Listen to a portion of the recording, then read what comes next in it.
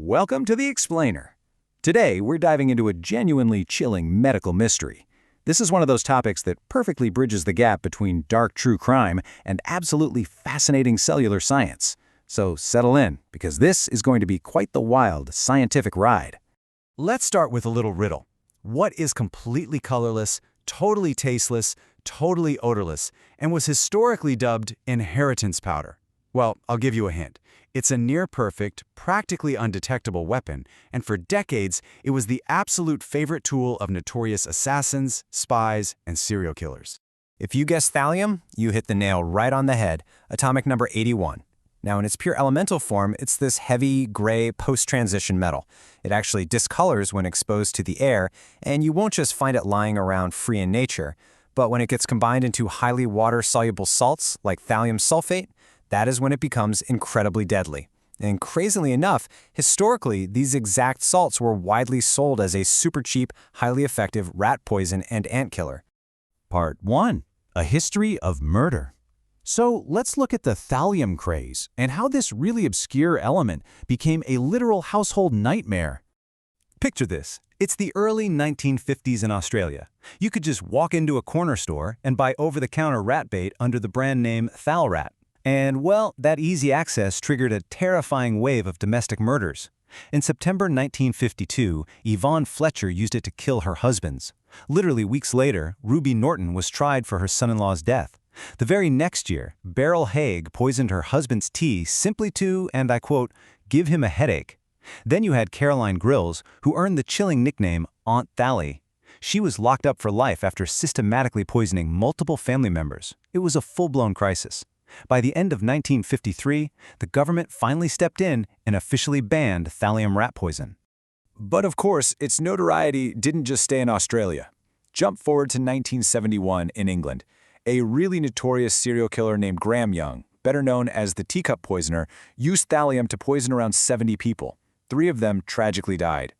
It was high-profile, horrific cases exactly like this one that truly cemented its dark global reputation, officially earning it the moniker the poisoner's poison. Part 2. The Biological Trojan Horse. Okay, let's shift gears from true crime and zoom way in to the microscopic level. How does this invisible poison actually hack the human body? You see, it all boils down to a deadly case of mistaken identity. Think about potassium. It's a life-sustaining, totally essential alkali metal, and it has an ionic radius of 0.133 nanometers. Thallium, on the other hand, measures in at 0.147 nanometers. Because they are so incredibly similar in their physical size, thallium acts like a biological imposter. The human body literally mistakes toxic thallium for essential potassium. It just casually sneaks right through our cellular potassium channels without raising any alarms whatsoever. And once it's inside the cell, that's when it launches a devastating 5-pronged attack. First off, it hoards itself in your high potassium tissues. Second, it completely disrupts the Krebs cycle, which totally shuts down your ATP energy production.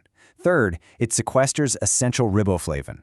Fourth, it has this massive affinity for sulfur, so it breaks down cysteine disulfide bonds, and that directly impairs keratin formation.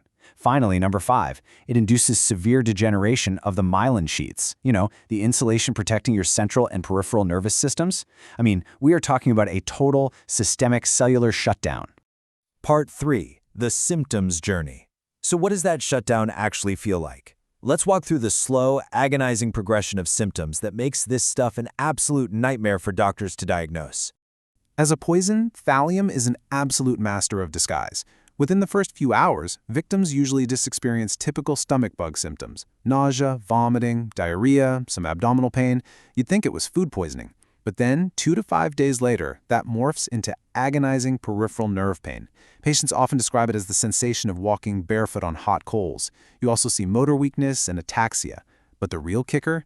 It isn't until 2 to 3 weeks later that the signature symptom finally shows up: sudden severe alopecia, or hair loss, followed eventually by these white horizontal bands called meslines appearing right across the fingernails.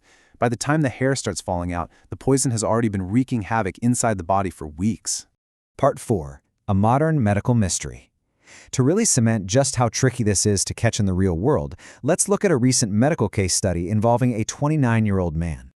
So we have a healthy 29-year-old guy who comes into the hospital presenting with severe foot pain and this progressive lower limb weakness. Because his symptoms so closely mimicked other ascending peripheral neuropathies, his doctors initially misdiagnosed him with Guillain-Barré syndrome. They even started treating him with intravenous immunoglobulin therapy, but as you can probably guess, his condition just kept deteriorating. It wasn't until weeks into his hospital stay that the smoking gun finally presented itself. He developed new-onset alopecia. That sudden hair loss, it's a massive red flag for heavy metal toxicity. Seeing that completely prompted his doctors to rethink everything and finally run a heavy metal screening. In an instant, they had to pivot their entire investigation from treating a naturally occurring nerve disease to dealing with a severe external poisoning.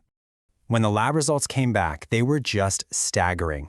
To put this into perspective, normal background thallium levels in a healthy person are usually less than 1 microgram per liter. This patient's blood and urine tests came back at greater than 400 micrograms per liter. He was suffering from massive, acute thallium poisoning. It literally turned his medical file into a real-life true crime mystery right there in the ward. Part 5. The antidote. So, how exactly do you save a patient who has lethal levels of an invisible metal freely circulating through their blood? Well, Prussian blue to the rescue. The FDA-approved treatment protocol for this relies on a brilliant blue dye called Prussian blue. And yes, the patient actually has to ingest it orally. Once it gets down into the gut, Prussian blue acts as this incredibly powerful ion exchange resin. Because it has a massive affinity for thallium, it literally swaps potassium ions for thallium ions right there in the digestive tract. This is absolutely crucial because it brilliantly interrupts the body's enterohepatic recycling, which is a fancy way of saying it stops the digestive system from reabsorbing the poison back into the bloodstream. Instead, it traps the thallium so it can just be excreted safely in the stool. However, in the case of our 29-year-old, his thallium levels were so dangerously high that just giving him oral Prussian blue wasn't going to work fast enough. His medical team had to get incredibly aggressive. They combined the daily oral Prussian blue with intense daily hemodialysis and activated charcoal hemoperfusion. They were essentially manually filtering his blood through external machines to finally clear the poison out. And remarkably, they successfully saved his life. Part 6. Thallium today. Now, while the days of just buying this stuff at the corner store as rat poison are thankfully over, this element is an ongoing threat. It certainly hasn't disappeared from our modern world. Here are the facts on the ground today. In the United States, its commercial use as a pesticide has been strictly banned since 1975. But it is still really crucial in high-tech manufacturing. It's heavily used to make specialized electronics, camera lenses, and infrared optical equipment. Even in medicine, the radioisotope Thallium-201 is actually still used as a tracer for certain cardiovascular stress tests. Because it is still out there in these highly restricted industrial and medical settings, accidental and sometimes illicit exposures do still happen. In fact, the U.S. National Poison Data System still logs roughly 60 single exposures to thallium every single year. Get a load of this number: 10,000 kilograms. That is the estimated amount of pure thallium the world still produced in 2023 alone.